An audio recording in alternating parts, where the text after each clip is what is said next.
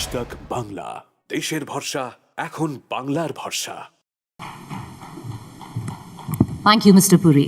All right, viewers, ladies and gentlemen, let's take you now immediately to our first session this morning.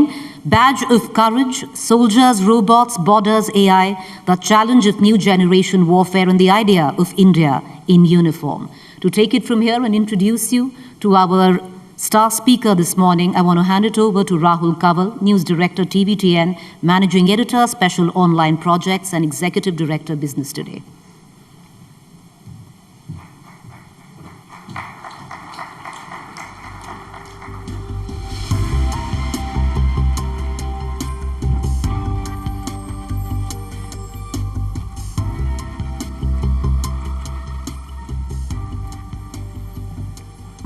Good morning and welcome to this, the 20th year of the India Today Conclave. The nature of warfare is changing at a faster pace than before. What was thought of till recently as the future of war is already the present. Drone warfare, artificial intelligence, cyber attacks are no longer in the realm of a distant future. They define the new revolution in military affairs. At a time when decades-old military strategy is being upturned by technology, our country is fortunate to have at its helm the Chief of the Indian Army Staff, General Manoj Pande, who is the first engineer to hold this coveted post. He was commissioned into the Bombay Sappers in 1982, in an army dominated so far by generals from the infantry, the artillery, or the armed corps. General Pande is a technologist par excellence, so he really is the right man at the right place at the right time. And in this session, we hope to learn from the Army Chief about his plans to transform the face of the Indian Army. Ladies and gentlemen of the India Today Conclave, join me in welcoming to this, the 20th year of our conclave and the inaugural session, the Chief of the Indian Army Staff, General Manoj Pande.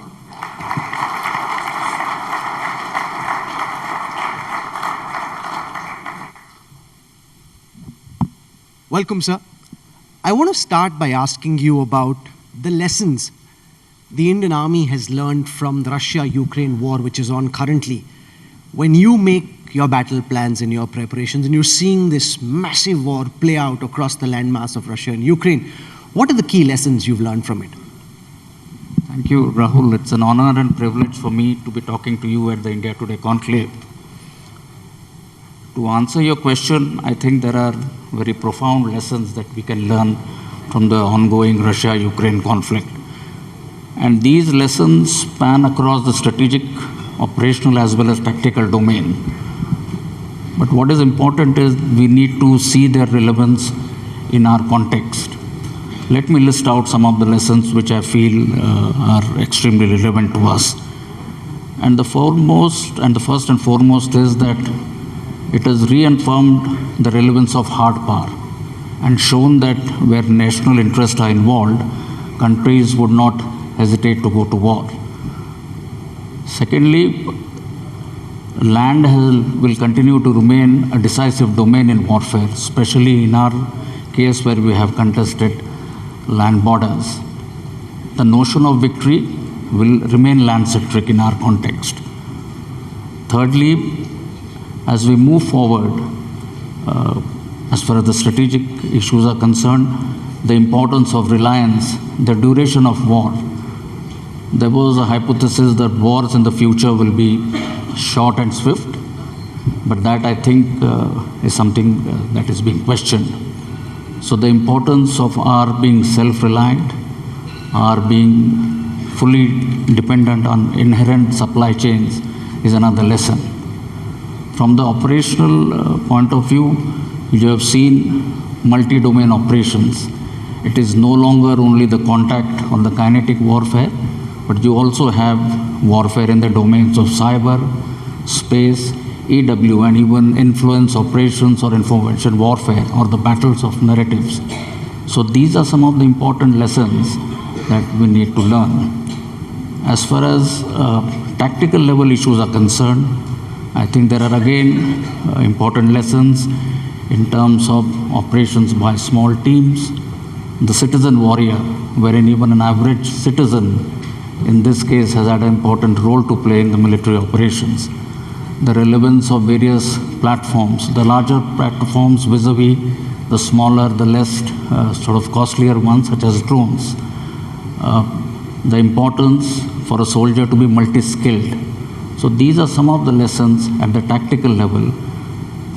Together, I think all of them have great relevance in our context. In the Armenia-Azerbaijan conflict, we saw the use of drones changing the nature of war and the potential outcome.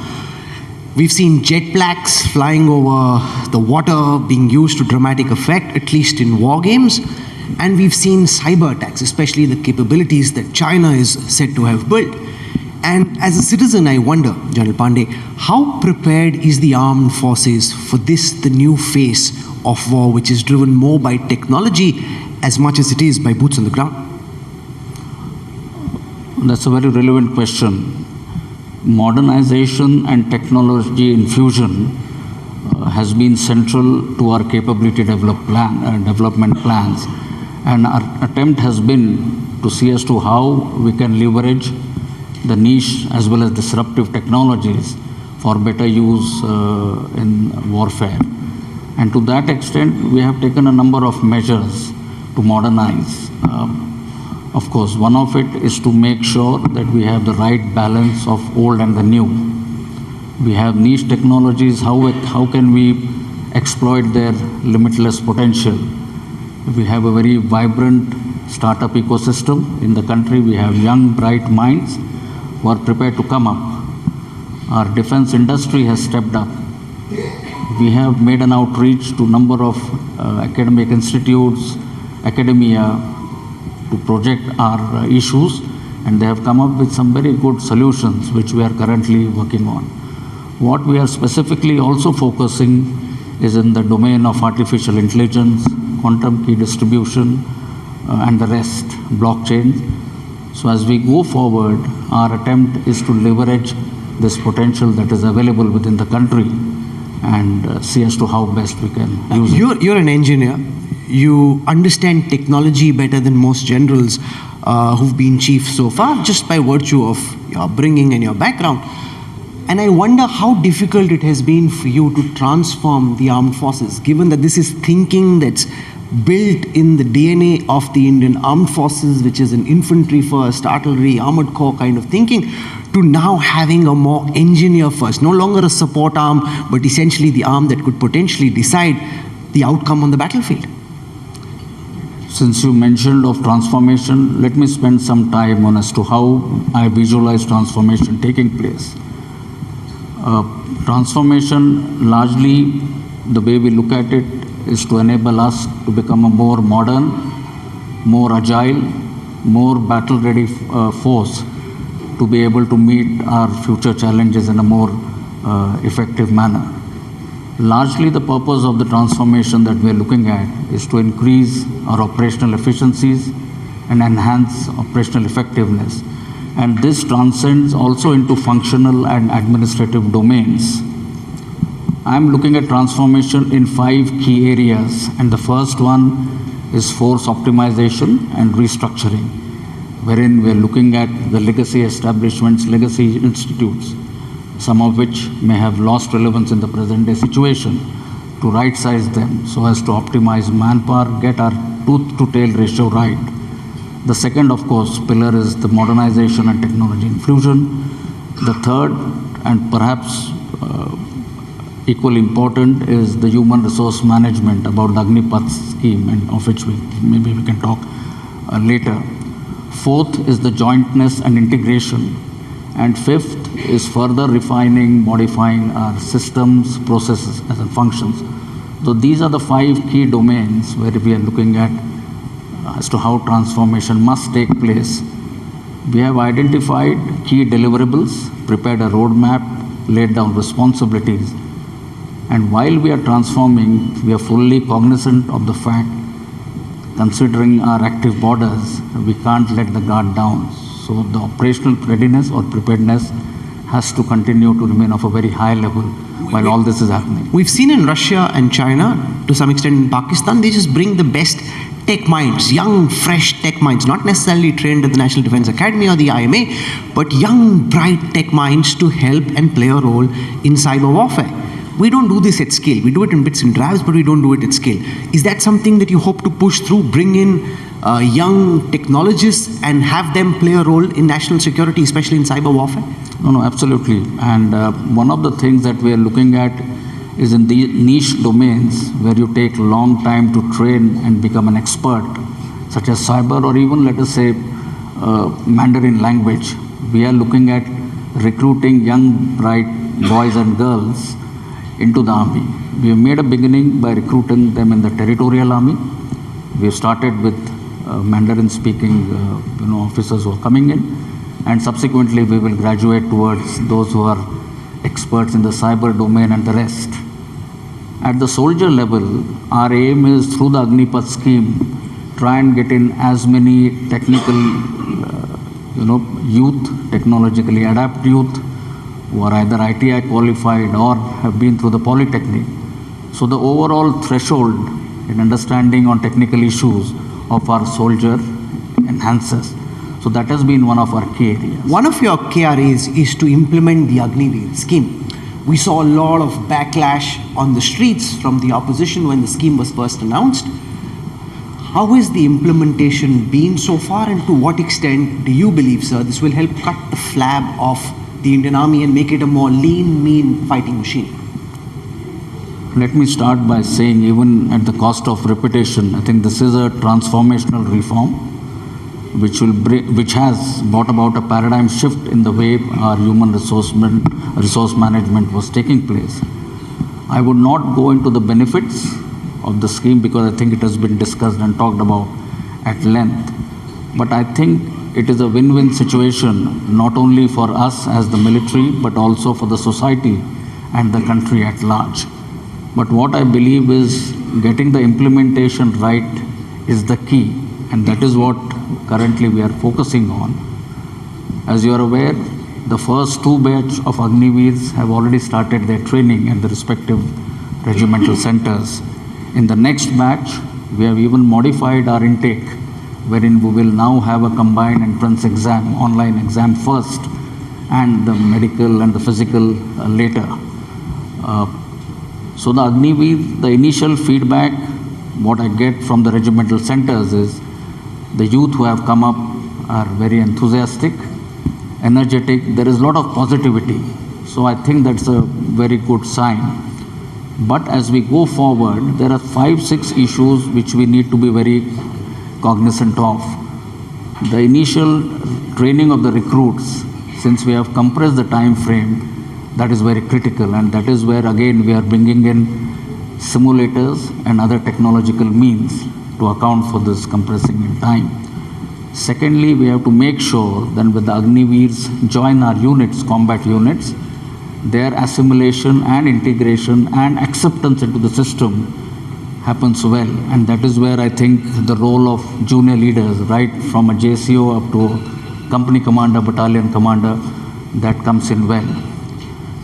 Most importantly, since it's a new scheme, it's a unique scheme, we have to constantly keep our ear to the ground so that we have a mechanism of feedback, and we will bring about any positive, constructive changes, modification to the scheme to make it happen. I want to spend some time on the state of play at the line of actual control. This has been one of the contested issues on the political domain, where the charge is that the government of the day, the armed forces, haven't been transparent about the actual situation on the line of actual control between India and China. As the man whose primary task it is to keep all of us safe, can you give us a sense of play of how the situation is in your view across the line of actual control, and especially in Depsang and Demchok, the 2 sectors where the Indian and the Chinese armies are still not being able to disengage? Right, so overall I would say that the situation along the line of actual control is stable, but we need to keep a very close watch on the situation as it develops. As far as the deployment of forces by the adversary is concerned, there has been no significant reduction in the deployment. laid great focus on modernization of forces, especially those deployed opposite the line of actual control. The infrastructure development on the other side is coming about at a very hectic pace, be it the road infrastructure in terms of the highways which run along the LAC, be it the upgradation of airfields and heliports, or in fact the Shiakong villages, the border villages, 682 out of which are planned to come up. Now these are some major developments which we need to take note of, especially in the context of the adversary's ability to mobilize troops. So that is one. As far as what we are doing, I think we have a very robust deployment all along the LAC in all the three sectors. And I must also mention we have adequate reserves to deal with any contingencies. With the infusion of new technology, new weapon systems, our capability development is an ongoing endeavor. Equally, we are focusing on infrastructure development, especially forward area roads, helipads, etc. So overall, I think in terms of our deployment is robust, our preparedness levels are high. From the winter months as we now transit into the summer months, so we have undertaken minor changes as you would do in a summer posture. So this in a nutshell is the situation. As far as resolution of outstanding issues, through diplomatic and military talks and process of dialogue, we have been able to resolve certain friction points. Some are still remaining. At the military level, you have the senior higher military commanders meetings, which last happened in December, and you have the WMCC, which is more at a political level, or the diplomatic level, which happened sometime in February. So as we continue to talk and engage with the other side at these parallel levels, I think we can look for resolution as we go forward. Beijing seems to be sending the message that this is the new normal, that things are where they believe things should be. What's your assessment of the enemy's strategic objective? Second, do you think this is the new normal, that the LAC will be like the line of control where the army will be deployed 24/7 at high altitudes regardless of the weather? See, there is an SCO summit mid-year, then the leadership summit of the G20 nations in September, Xi Jinping likely to come to India. India being very clear that the current situation along the LAC is not acceptable. Does that offer a window possibly for resolution? Do you think we just have to brace up for China being boots on the ground across the line of actual control, and that is the new reality the Indian Army needs to contend with? Like I mentioned, it is only through dialogue and talking to each other that we can find resolution. And on the balance friction point, that is what our aim and endeavor is. And till that time happens, till such time that happens, I think our deployment of forces, our alertness level will continue to remain of a very high level. For the longest time, India's military posture was more towards Pakistan than towards China. Now the Pakistani army, for the first time in its institutional history, being challenged and questioned from within. How does that impact your understanding of what's happening along the line of control between India and Pakistan? Has the threat from Pakistan to some extent come down, given the internal challenges that the Pakistani army is facing, and given the fact that at the political and military level, India has made very clear that if there is to be any kind of terror attack on Indian soil, there will be consequences the Pak army will need to deal with? Right, so in terms of the domestic situation in Pakistan, be it the political instability, the economic downturn, or the internal security challenges, all that notwithstanding, I think we need to be extremely alert in terms of what happens on the line of control as well as further down on the international boundary. As far as present situation goes, along the LC, we have a very robust counter-infiltration grid. There has been reduction in infiltration attempts, but what we see is because of our effective infiltration grid in the valley, you find more attempts towards the international border sector further south. Also the use of drones for sort of, shall I say, putting across explosive material, weapon system, drugs is another trend that we have noticed. But largely the infiltration, I would say the numbers have significantly reduced. But what is also of concern is that there is no major significant reduction in the terror infrastructure on the other side. The reports tell us that the camps do exist, and so the attempts at infiltration might continue, of course, to which we are well prepared. In the hinterland, in the Jammu Kashmir area, I think there has been significant, again, reduction in violence parameters. We've also noticed a change in strategy from the other side, wherein you now have certain proxy tanzeems who have come up, and they're targeting or they're resorting to targeted killings. I feel largely to make it visible and to gain more publicity and visibility. But I think in concert with other security agencies, we are doing well there and making sure that the situation remains stable, the environment is secure for a number of development initiatives and other activities. It's also interesting, I don't know if you've noticed, how there is so much commentary in Pakistan comparing the bank balances of Pak Army generals with those of the Indian Army. I'm not going to get into what those reports say, but there's a lot of discomfiture in Pakistan when they compare the crores and all the land banks that Pak Army generals have built in comparison with the Indian Armed Forces, and thank God for that, gentle. I want to ask you about the idea of Atmanirbhar Armed Forces, which is a key push towards indigenization.